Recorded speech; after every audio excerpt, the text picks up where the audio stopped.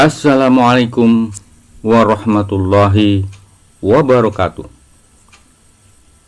Alhamdulillah, jumpa lagi dalam pembahasan statistika. Salam B2M2. Belajar, berbagi, memotivasi, dan menginspirasi.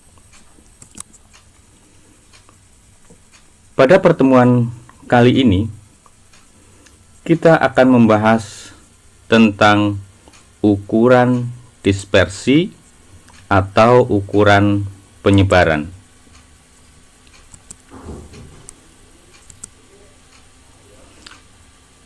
Apa itu dispersi atau penyebaran?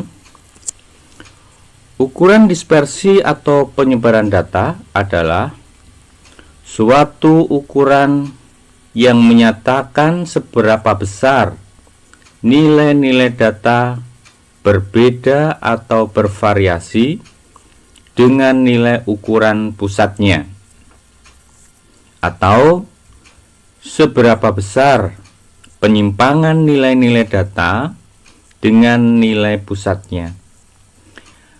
Macam-macam ukuran penyebaran. Yang pertama adalah ring atau jangkauan, kedua simpangan rata-rata, tiga simpangan baku atau simpangan standar, empat simpangan kuartil. Pada ukuran yang pertama tentang jangkauan atau ring. Jangkauan atau ring adalah selisih antara nilai maksimum dengan nilai minimum dari sekumpulan data, yang mana jangkauan atau ring ini dapat ditentukan dengan rumus 1. Untuk data tunggal dan data berbobot, rumusnya adalah R sama dengan nilai maksimum dikurangi nilai minimum. 2. Untuk data kelompok, R-nya adalah titik tengah klaster akhir dikurangi titik tengah kelas pertama. Contoh, tentukan jangkauan atau ring data berikut. Nomor 1, 3, 5, 11, 15, dan seterusnya. Contoh yang nomor 2 tentang data berbobot dalam bentuk tabel. Untuk nilai 5 frekuensinya 3, nilai 6 frekuensinya 7, nilai 7 frekuensinya 9, dan seterusnya. Cara penyelesaiannya, yang nomor 1, ring sama dengan nilai maksimum dan nilai minimum. Perhatikan data pada soal nomor 1. Bisakah kita menentukan nilai maksimumnya? Kalau kita perhatikan, nilai maksimumnya adalah 15, kemudian nilai minimumnya adalah 1. Dengan demikian, maka ringnya sama dengan 15 dikurangi 1 sama dengan 14. Untuk soal nomor 2, ring sama dengan nilai maksimum dikurangi nilai minimum. Pada tabel itu, perhatikan baris nilainya. Ingat, yang digunakan adalah nilai, bukan frekuensi. Oleh karena itu, maka kita memperhatikan nilai yang berada di baris pertama. Dari nilai tersebut, nilai tertingginya adalah 9, kemudian nilai terkecilnya atau nilai minimumnya adalah 5. Oleh karena itu, maka ringnya sama dengan 9 dikurangi 5 sama dengan 4.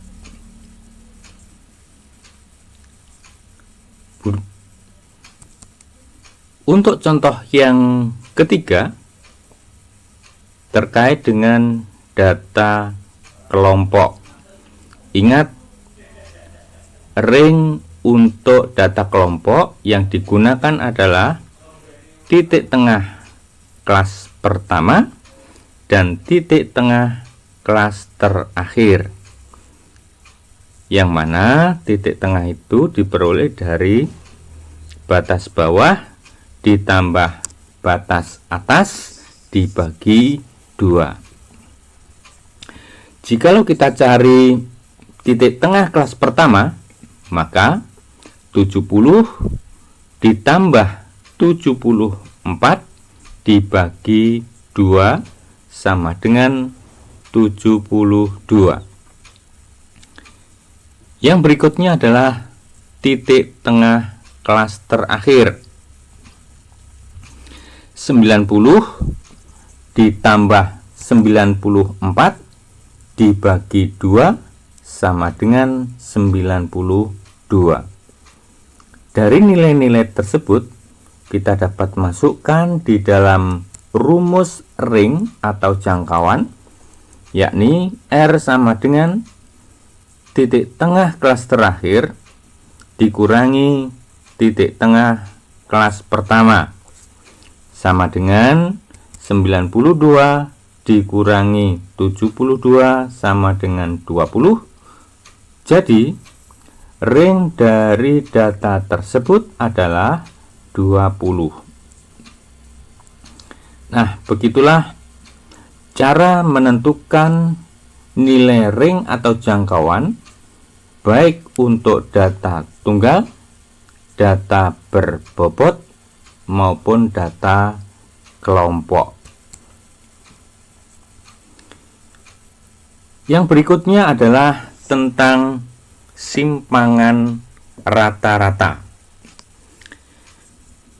Simpangan rata-rata adalah rata-rata nilai mutlak dari selisih setiap data dengan min atau rata-rata data. Adapun untuk menghitung simpangan rata-rata yang dilambangkan dengan SR dapat menggunakan rumus sesuai dengan jenis datanya.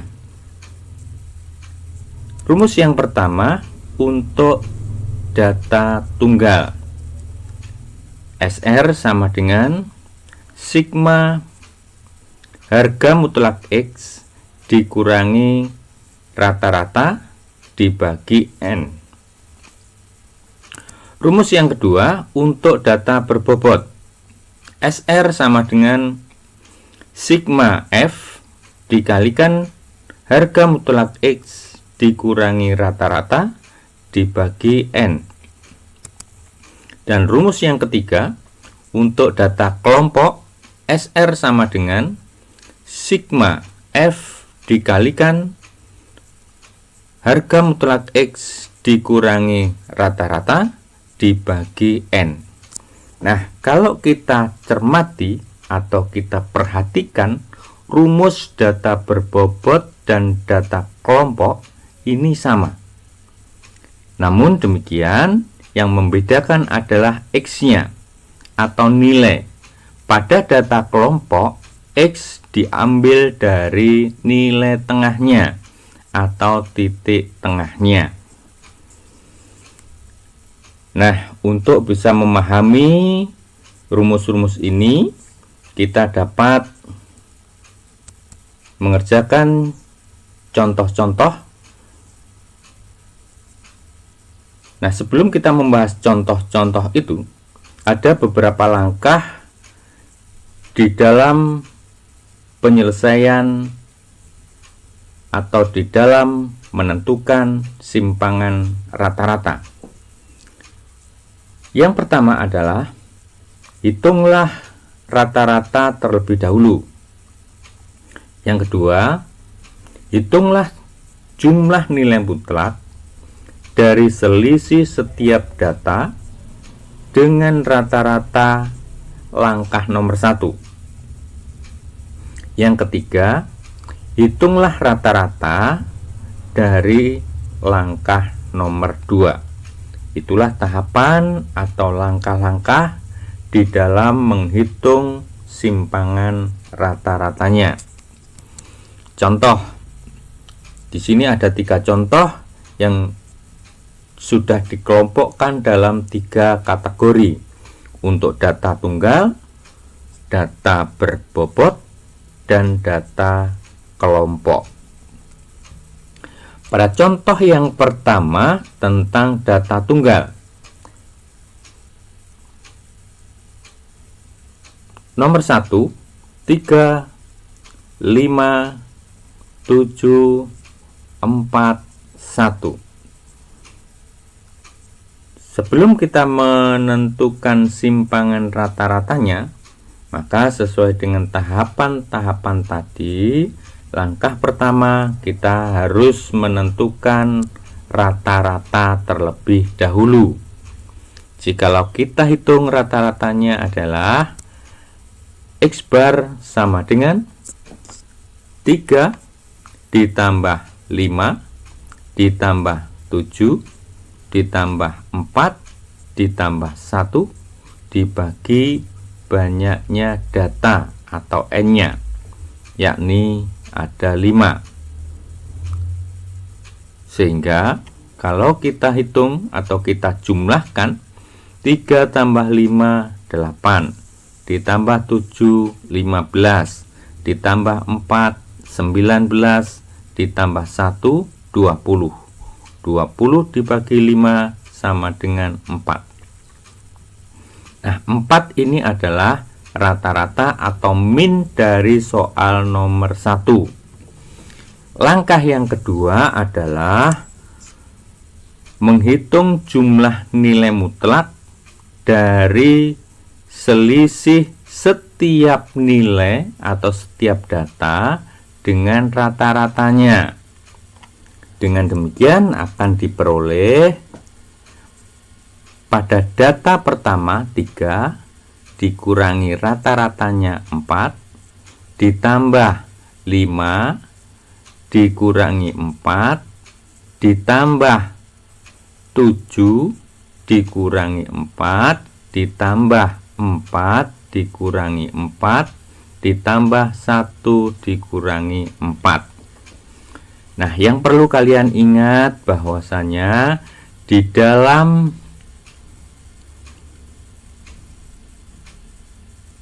pengurangan ini ada tanda harga mutlak, yang mana semua nilai yang berada di dalam tanda harga mutlak selalu positif.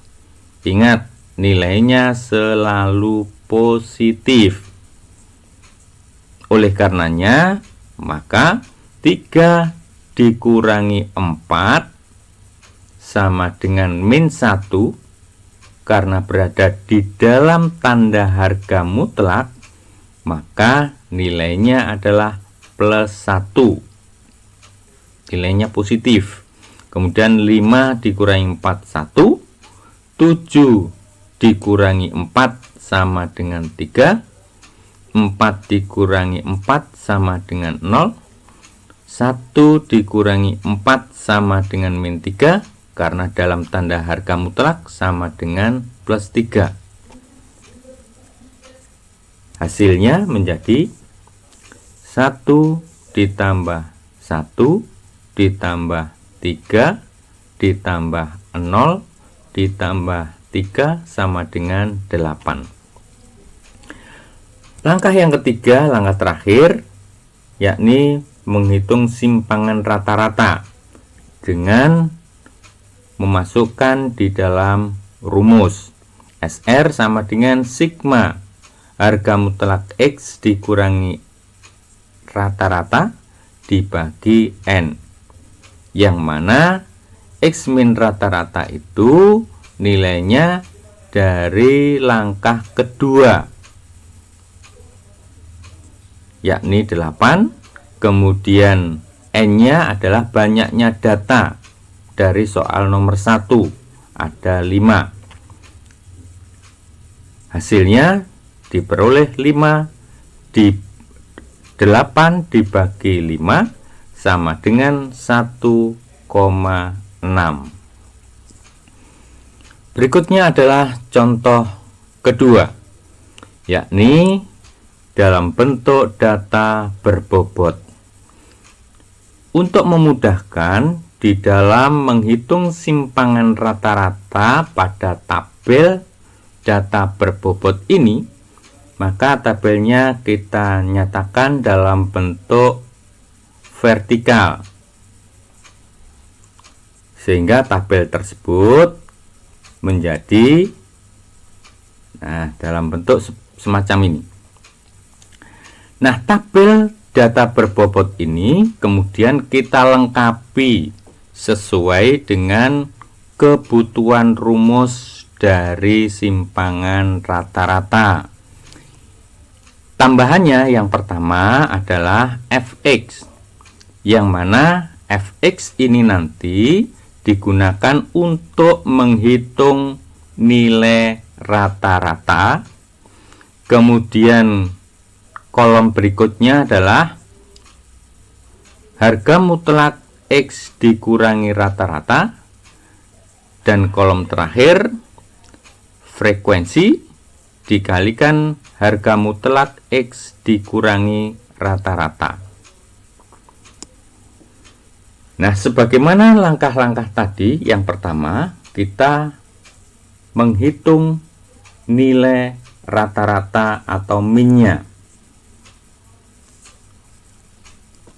Nah, rata-rata atau min dapat dihitung berdasarkan kolom yang ketiga ini, nilai fx-nya, di mana fx itu diperoleh dari kolom nilai dikalikan dengan kolom frekuensi. Dengan demikian nilai 5 dikalikan 3 sama dengan 15. 6 dikalikan 7 sama dengan 42. 7 kali 9 63. 8 kali 4 32. 9 kali 2 sama dengan 18. Nilai-nilai ini kemudian kita jumlahkan, ketemu hasilnya 170. Nah, dari nilai fx ini baru kita bisa menghitung rata-ratanya dengan rumus x bar sama dengan sigma fx dibagi n. Sigma fx-nya 170, n-nya adalah 25, sehingga diperoleh 170 dibagi 25 sama dengan 6,8. Nilai rata-rata 6,8 ini kita masukkan pada kolom keempat dari tabel di samping, sehingga rata-rata harga mutlak X dikurangi rata-rata menjadi harga mutlak X dikurangi 6,8. Pada tabel kolom keempat ini diperoleh dari nilai pada kolom pertama dikurangi dengan 6,8, sehingga diperoleh 1,8. Ingat, di sini ada tanda harga mutlak, sehingga nilainya adalah selalu positif. Kemudian pada nilai 6 dikurangi 6,8 sama dengan 0,8. 7 dikurangi 6,8 sama dengan 0,2. 8 dikurangi 6,8 sama dengan 1,2. 9 dikurangi 6,8 sama dengan 2,2. Yang terakhir pada kolom kelima yaitu F kali harga mutlak X dikurangi rata-rata diperoleh dari kolom kedua yaitu kolom F dikalikan dengan kolom keempat, sehingga pada baris pertama 3 dikalikan 1,8 sama dengan 5,4. 7 dikalikan 0,8 sama dengan 5,6. 9 kali 0,2 sama dengan 1,8. 4 kali 1,2 4,8. 2 kali 2,2 sama dengan 4,4. Nah, nilai dari kolom kelima ini kita jumlahkan, hasilnya ketemu 22. Nah, nilai inilah nanti yang kita gunakan untuk menghitung simpangan rata-rata, di mana simpangan rata-rata sama dengan sigma F kali harga mutlak X dikurangi rata-rata dibagi N. Jikalau kita substitusikan, maka diperoleh 22 dibagi 25 sama dengan 0,88. Nah, begitulah cara menghitung simpangan rata-rata pada data berbobot. Nah, untuk contoh yang ketiga, data kelompok, nanti cara pengerjaannya mirip dengan data berbobot. Contoh, hitunglah simpangan rata-rata dari data kelompok berikut. Untuk kolom nilai 70 sampai 74, frekuensinya 3, 75 sampai 79, frekuensinya 5, begitu seterusnya. Yang perlu kalian ingat bahwasanya di dalam data kelompok nanti nilai diwakili oleh titik tengahnya. Sebagaimana pada pengerjaan data berbobot tadi, maka pada data kelompok ini juga akan kita lengkapi sesuai dengan kebutuhan rumus simpangan rata-rata. Nah, di sini nanti ada tambahan titik tengah. Ada titik tengah, kemudian kolom fx. Nah, kolom ke-4, 5, 6 itu sama persis dengan kolom pada data berbobot. Tambahannya untuk data kelompok adalah titik tengah, karena dasar perhitungannya nanti adalah menggunakan titik tengah. Tahapannya sama. Yang pertama kita menentukan rata-rata. Rata-rata itu bisa ditentukan atau bisa dihitung kalau kita bisa menentukan nilai fx-nya. Makanya di sini nanti kita mengisi kolom titik tengah terlebih dahulu, yang diperoleh dari batas bawah ditambah batas atas dibagi 2. Hasilnya 72. 75 ditambah 79 dibagi 2, hasilnya 77. Begitu seterusnya. Kemudian kolom fx diperoleh dari kolom kedua dikalikan kolom ketiga. Berarti 3 kali 72 sama dengan 216. 5 dikalikan 77 sama dengan 385. 7 dikalikan 82, begitu seterusnya. Nilai dari kolom fx ini kemudian kita jumlahkan, hasilnya ketemu 1615. Nah, nilai inilah nanti yang kita gunakan untuk menghitung rata-ratanya, di mana rata-rata dirumuskan dengan sigma fx dibagi n. Fx-nya 1615, n-nya adalah 20, sehingga diperoleh 1615 dibagi 20 sama dengan 80,75. Nah, ingat pada data berbobot tadi, nilai daripada rata-rata ini nanti kita masukkan pada kolom ke 1, 2, 3, 4, 5, kolom kelima. Sehingga pada kolom kelima nanti isinya adalah harga mutlak X dikurangi dengan 80,75. Bagaimana cara mengisi kolom ini? Nah, perhatikan di sini kolomnya yang digunakan adalah X, berarti pada kolom ketiga titik tengah, kemudian masing-masing dikurangi 80,75.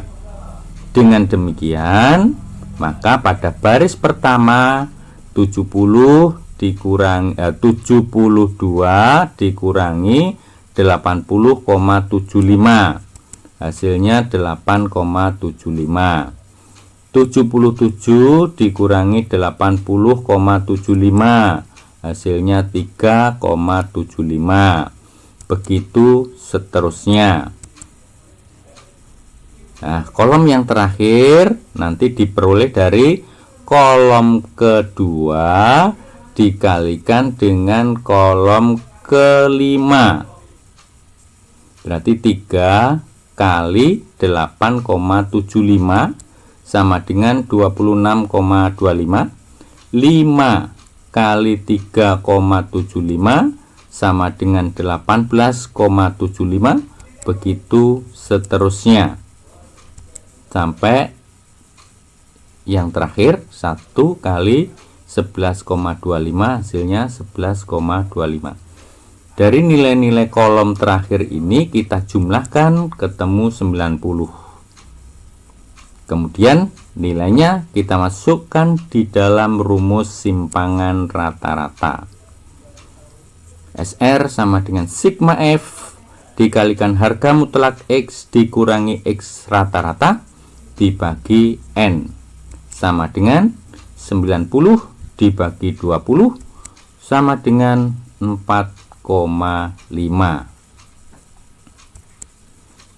Begitulah cara menghitung simpangan rata-rata baik untuk data tunggal, data berbobot maupun data kelompok. Nah, berikut ini adalah latihan soal yang nanti dapat kalian kerjakan, dan sekiranya ada yang kurang jelas atau belum paham bisa ditanyakan di dalam kolom komentar. Sekian, terima kasih.